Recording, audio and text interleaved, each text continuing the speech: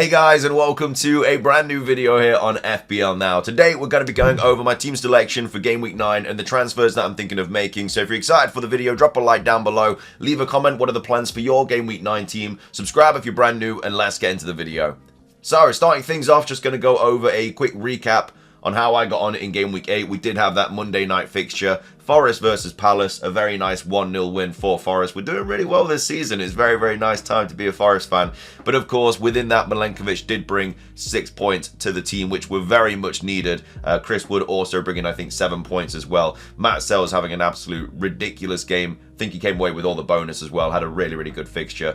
But either way, we finished on 39 points, which in the long run, it's not that bad. A lot of people did worse. I could have done a lot better. Obviously, I only had like 4 returns this week, and one of them was a lucky return. Mykolenko coming off the bench for Saka, who apparently has quite a bad hamstring injury now. Arteta's gone from saying, you know, it's not too bad to now it's like he could be out for like 2 to 3 weeks. So I'm definitely going to be getting rid of Saka this week 100%. But I'll talk about that more later on in the video, obviously. But yeah, Raya with 1 point. Again, I spoke about most of this in Monday's video, so just quickly go over the points. But yeah, Raya with 1, Milenkovic with 6, Gabriel with 1, Trent with 2, Mykolenko with 7, Palmer with 2, Rodgers with 6, McNeil with 6, Mbuma with 2, Calvert-Lewin with 2, and then Haaland with 4. So the defense really helping the game week, and then my lowest midfielders as well, priced midfielders, also getting 6 points each as well, which is really nice. And then Saka obviously got substituted out. Greaves also has picked up an injury as well, which is really annoying. Again, I spoke about this a little bit on Monday, but yeah, he's got a hamstring injury. We didn't know this before the deadline, so that was a little bit unfortunate. It's not a player that I'm gonna, like, if it was gonna happen to one of my players, you know, Greaves is probably the better outcome. Hopefully he makes a speedy recovery, and obviously. But out of all like my high profile kind of players and stuff, you know, luckily none of those were affected, but still really, really annoying regardless. So he's obviously just going to be on the bench, and I don't think I'm going to waste a transfer getting rid of him because he's 4.1 mil anyway. He probably will get a price drop, but I can afford that because I'm not going to lose any value in him unless he gets 2 price drops, which I don't think is going to happen. I don't think a lot of people are going to be transferring him out because he's such a low-owned player, and he's not an expensive player either. There's not a lot of money kind of saved up in him. But either way, Greaves with 0 points, and then Strand Larson with a 9-pointer as well. Really wish I played him, but again, he had City at home. It's not a fixture I was going to play a struggling Wolves team against. But either way, came away with 9 points. It's just nice kind of going into the future because hopefully he can keep scoring goals. But 39 points, like I say, it wasn't the worst game week at all. It could have been a lot better, but at the end of the day, it could have been a lot worse. You know, if I didn't get Mykolenko off the bench, you know, if Saka played that game and then came off with an injury or something and picked up like 1 point, it would have been a lot worse. So either way, 39 points. It was a very small red arrow, so it's my first red arrow in quite a while, and it's like a minimal one as well. I went from like 720k to like 740k in the world. So if you're going to get a red arrow, I'd rather it be like a very, very small drop. But either way, let's move on to my Game Week 9 team selection, and it's looking a little bit worse for wear, really. Again, I do have 3 transfers in the bank, which I think I might use all of them this week. We'll talk about that a little bit later on in the video. But either way, we've got Raya in goal, who's got Liverpool at home, so not the best fixture at all. Obviously, Saliba's not going to be there. Saka's probably going to be out. Odegaard's out. And then also, I forgot his name off the top of my head, Calafiori, something like that. The Arsenal defender went off in the Champions League last night as well. So that's even more of a weakened team, which is even more of a reason why people are kind of like targeting Salah and stuff, because yeah, Liverpool could go big against Arsenal. I know it is at Arsenal, but you know, their team is just depleted. They don't have a lot of their best players, and the back line is looking very, very thin as well. So I'm not expecting a lot from Raya, but at the end of the day, you might get a couple of save points. Who knows? It's going to be a very good fixture regardless. I'm really looking forward to it. But either way, Raya's got Liverpool at home.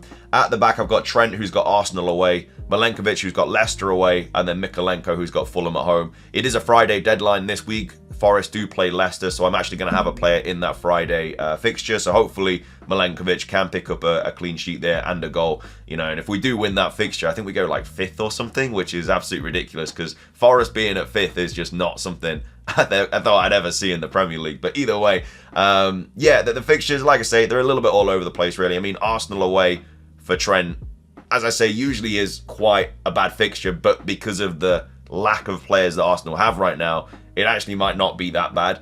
And like I say, Milenkovic, our away form is really good, so I'm actually hoping for a clean sheet in that fixture. And I know that Leicester have just beaten Southampton from 2-0 down and brought it back to 3-2. But at the end of the day, I think that was majority because of the red card and stuff. I think if they didn't get that player sent off, it would have been a little bit of a different game. But either way, obviously Leicester have done really well to get the 3 points from that fixture, and they're not even doing that bad. Like, Leicester started the season very poorly, but out of the promoted teams, they're actually doing pretty well. I think they're up to like 8 points or something like that. They're not doing too bad at all. But yeah, Milenkovic, either way, he's got Leicester away. And then Mikolenko, who's got Fulham at home. It's one of those fixtures, really. I don't think I'd expect a clean sheet from that fixture. But it is at home. And at the end of the day, could get an attacking return. You never know. So that's the back line. In midfield, we've got Mbeumo, who's got Ipswich at home. We've got Palmer, who's got Newcastle at home. Saka, who's got Liverpool at home, who, of course, I'm going to be getting rid of this week. Rodgers, who's got Bournemouth at home. And then McNeil, who's got Fulham at home as well. So a lot of home fixtures there, which I'm very happy about, because last week I had a lot of away fixtures. So all the midfielders have home fixtures. Like I say, Mbeumo against Ipswich, looking really nice. Palmer against Newcastle, looking really, really nice as well. I'm hoping for something from that fixture. I think a lot of people are kind of going to be jumping on Palmer as well because of the Saka news. I think a lot of people are going to go Son or Saka, Son or Palmer, should I say. And again, both really good options. I don't see anything wrong with either of those. Rodgers with Bournemouth at home, like I say, pretty nice fixture for Rodgers. Obviously lighting up in the Champions League again last night. Just a really, really good player. One of the best players in the game, like in terms of price point and what he actually brings to the table. And then McNeil, yeah, hopefully just keeps ticking along. Like I say, I brought him in for the long run, really. I brought him in for the next 5 or 6 fixtures. So hopefully will get me something from this Fulham at home game. Hopefully like a set piece or something. Again, playing really well in that number 10 role. And I really like owning him. I think he actually just got a price rise again last night. Unfortunately for me, I brought him in at 5.7 instead of 5.6, so I didn't get any money from that. But if he gets a big return against Fulham, he could easily get another price rise. So that's the midfield. And then up top, we've got Calvert-Lewin, who's got Fulham at home, and then Haaland, who's got Southampton at home. So playing 3 Everton players, not ideal. I don't think that's going to be the situation. I might even play Strand Larson, who's got Brighton away. It's just the fact that Calvert-Lewin's on penalties. And I know the 1 week that I don't play Calvert-Lewin, he's going to go big. I just know that's going to happen. But yeah, that's something I have to obviously think about. Another on the bench, we've got Ward, who's not going to be playing, Greaves, who's not going to be playing, and then I've got Gabriel and Strand Larson. Like I say, I'm umming and ahhing about playing Gabriel. Maybe I just go double Arsenal defence and just hope for the best, but because of that weakened team, I just don't. I mean, he could always get a header and stuff, that's the thing. Maybe he's a better option than Mikolenko this week, I don't really know. But at the end of the day, it's going to be a tough call, but I'll make that call closer to the deadline, obviously. But either way, that's how the team's looking. And then if we go into the transfer portion of the video, as I say, I've got 3 transfers in the bank. I've got no money in the bank either, so there's a lot of things to do with that. I've got a lot of freedom to kind of choose which players I kind of want to bring in and stuff, and obviously I'm going to be getting rid of Saka this week, so there are a couple of options to bring in for Saka, one of them notably being Phil Foden, who didn't get the start against Thingy, but Southampton at home coming up for him. I think it's a pretty nice fixture to bring him in for, and hopefully he does start. Again, we're not going to get early team leaks because it's a Friday deadline, which is a little bit unfortunate. So I don't know if I'd go there and risk it because his minutes are just all over the place. Like I say, 20, 24, 77, 24. I just don't really think it's worth it. I don't want to take Saka out for a player that I'm not 100% sure is going to start and stuff. So if I was going to get rid of Saka for somebody, I think Son is really kind of a player that I am looking at. He's obviously cheaper than Saka as well, which is quite nice. So I do actually make a tiny bit of money there. Saka, like I said, did get a price drop last night, but luckily I brought him in for 10 anyway, so it hasn't affected me. Son is 9.9, and he has some nice fixtures coming up as well. He's got Crystal Palace away, Ipswich at home in the next 3. Obviously Villa at home is not ideal, and then City away, but City haven't been great at the back this season, and I think a fixture like City actually suits Son with his pace and getting in behind and stuff. So that's one player that I'm also looking at, obviously on penalties and stuff like that. He obviously came off on the 69th minute against West Ham. I think that was more so because the game was won and because he has just come back from injury. So I don't think he was somebody that Postecoglou probably wanted to risk. But I do really like Son as an option. Again, Palace are very much struggling. They still haven't had a win in the Premier League yet, and Spurs are pretty good going forward. So that is a player that I am kind of umming and ahhing about, and that would be one of my free transfers, and I'd just play him instead of Saka, and that's something I could do. Obviously, another thing that I'm thinking of doing, which I spoke about on Monday's video, is doing like a massive team overhaul, getting rid of Calvert-Lewin for Raul Jimenez, which I think isn't too bad, but obviously he is playing Everton away this week, so I'd probably have to bench Mikolenko because it's just gonna I guess, ruin my points potential, which means that I'd also have to probably play Gabriel unless I played Nori, who I also am thinking of bringing in. So this is to kind of get Salah into the team. I can just kind of do this. Well, I mean, I've got a little bit of money in the bank if I wanted to do this, but I've got 0.2 in the bank. But that's something I could do. So I could use my 3 transfers to bring in Nori for Trent, Salah in for Saka, and then obviously Raul Jimenez in for Calvert-Lewin. I don't have to do the Jimenez move.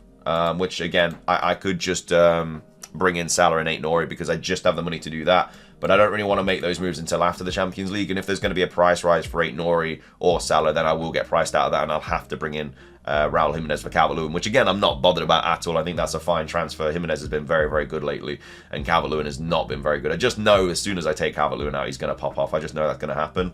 And obviously, I did this on like Monday's video, and people were like umming and ahhing about the defense and stuff. But I mean, it doesn't even look bad. Like, I don't understand what's so bad about it. I've still got double Arsenal defense, which again hasn't been great.